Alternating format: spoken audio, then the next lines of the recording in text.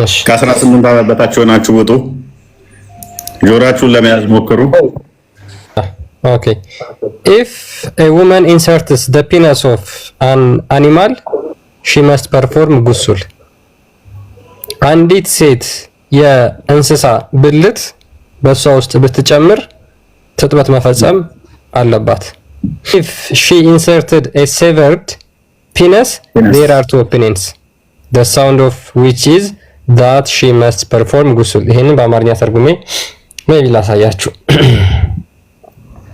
አንዲት ሴት የእንስሳትን ብልት ወደ ብልቷ ካስገባች ገላዋን መታጠብ ግዴታ ይሆንባታል።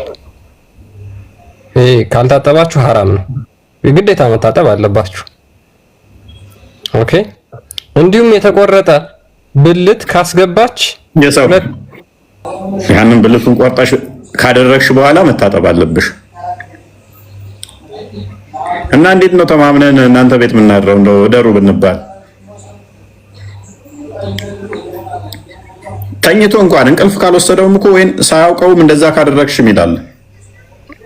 ወንደየ ቆም ሳይቆም ለነሱ መስማት የሚቀፋቸውን እኛ የምናወራው ለነሱ ጥቅም ነውና ያው ዋናው ነገር የተወሰነ እንደዚህ ጠቆም ካደረገን አስበዋል። ይሄ ክርስትና ውስጥ ቢኖር ክርስቲያኖች አንድ የሚገኙ አይመስለኝም። በማግስቱ ነው ለቀው የሚወጡት። እንደዚህ አይነት ነውረኛ እነሱ ራሱ ስጋችንን በልተውታል። ሙስሊሞች ራሱ እንደዚህ አይነት አስተምሮች ታስታውሳለህ?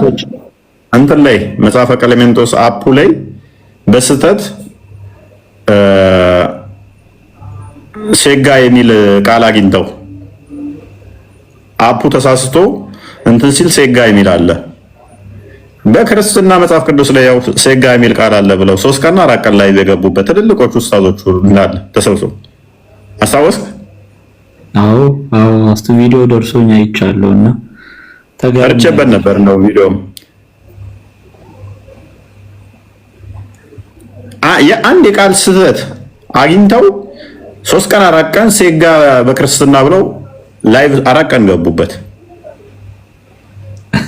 ኢማጂን አንዲት ቦታ አግኝተው እሷም ስህተት